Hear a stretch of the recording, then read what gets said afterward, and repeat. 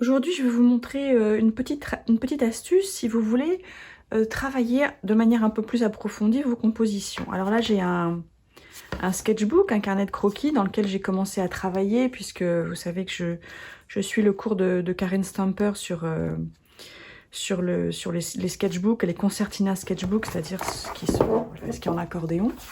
Donc j'ai ça à ma disposition et puis j'ai fait aussi ces grandes feuilles où j'ai répandu de l'encre, j'ai collé des papiers qui venaient d'autres créations, j'ai des morceaux de magazines, j'ai vaporisé un peu de l'encre, voilà, j'ai fait ça.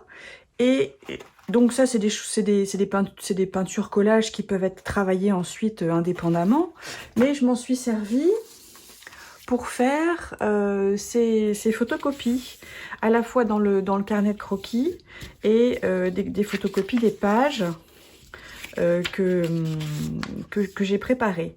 Et je vais me servir de ça, de ces éléments noirs et blancs. Je vais les déchirer, je vais les déchirer et puis les utiliser pour créer de nouvelles compositions. Voilà ce que je vous propose de regarder aujourd'hui. Voilà, donc j'ai pris trois feuilles de format A4, feuilles qui viennent d'un bloc de feuilles pour le mix média. Et puis donc je vais prendre mes photocopies et voilà, et je vais les déchirer en gros en 4, sans trop me soucier de ce que ça va faire. Je vais sans doute enlever les bords noirs, mais peut-être pas partout. Voilà, ce blanc là.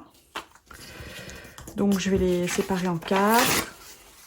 Et puis je vais les utiliser pour créer d'autres dessins, d'autres peintures, d'autres collages. Donc travailler la composition. Alors c'est vraiment intuitif. C'est pas, il y a sans doute une science exacte derrière tout ça, beaucoup de réflexion, mais là, le but c'est vraiment de regarder ce qu'on obtient et de voir si ça nous plaît ou pas, si on a envie de l'utiliser. Alors, ce qui est important d'avoir sur vos feuilles, c'est des marques très différentes en fait. Des marques qui sont précises et puis d'autres qui sont plus floues, comme là par exemple, faites avec différents crayons, pinceaux, encre, peinture, enfin tout ce que vous pouvez trouver. Des motifs aussi, des formes de répétition, des morceaux de journaux. Et donc, bah voilà, après, on essaye de les mettre ensemble et de voir ce qu'on peut créer avec. C'est un bon moyen de travailler la composition des peintures. Voilà. Alors, ce qui peut être intéressant, c'est de faire coïncider des zones comme là par exemple, donc du coup ça crée une continuité. Voilà, donc on peut s'essayer à différentes combinaisons.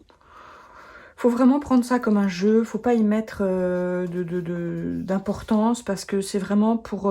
on fait ça pour soi, pour apprendre, pour voir ce qui nous plaît à l'œil, ce qui nous parle. Par exemple, celle-là j'aime assez. Bon, celle-là, je sais pas, je trouve que elle est pas forcément très intéressante. Il faut évidemment, quand on fait ça, garder à l'esprit toutes ces histoires de contraste, de zones actives, passives, et puis essayer vraiment de voir ce qui nous parle ou pas. Voilà. Il n'y a pas de bonne réponse, il n'y a pas de solution. C'est vraiment pour exercer son regard, pour voir, pour aussi peut-être s'inspirer de ça, se dire ah bah tiens, ce genre de zone avec des choses qui apparaissent un peu floues, ça me plaît, ou bien ce genre de marque j'aime bien. Donc du coup après on sait quand on va faire des peintures ce qu'on va avoir envie de de reprendre, de refaire ou pas. Et donc, le fait de faire des photocopies, eh ben, il n'y a pas d'enjeu, quoi. On n'abîme pas des peintures auxquelles on tenait, on fait pas d'erreurs. Ça sert vraiment de pièces de laboratoire. Voilà, c'est donc une forme de jeu. Moi, je crois qu'il faut prendre ça comme un jeu et puis essayer, tester. Éventuellement prendre des photos après, les regarder sur son ordinateur, de près, de loin, pour voir ce qui nous plaît, ce qui nous plaît pas, ce qui nous choque, la manière dont on occupe la page en fait. Moi j'ai tendance à vraiment mettre les choses au milieu, et c'est pas forcément bien, et donc ben, j'aurais peut-être tendance à avoir ce travers, donc eh ben, faire ce genre d'exercice, ça peut m'aider à corriger ma manière d'occuper la page.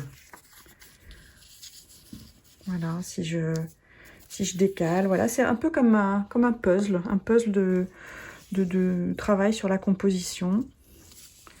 Si je mettais ça là, par exemple, qu'est-ce que ça donnerait? Si, voilà, occuper la page autrement, essayer d'autres choses. Voilà. Mais j'espère que ça vous aura été utile. En tout cas, on peut s'amuser longtemps avec ça.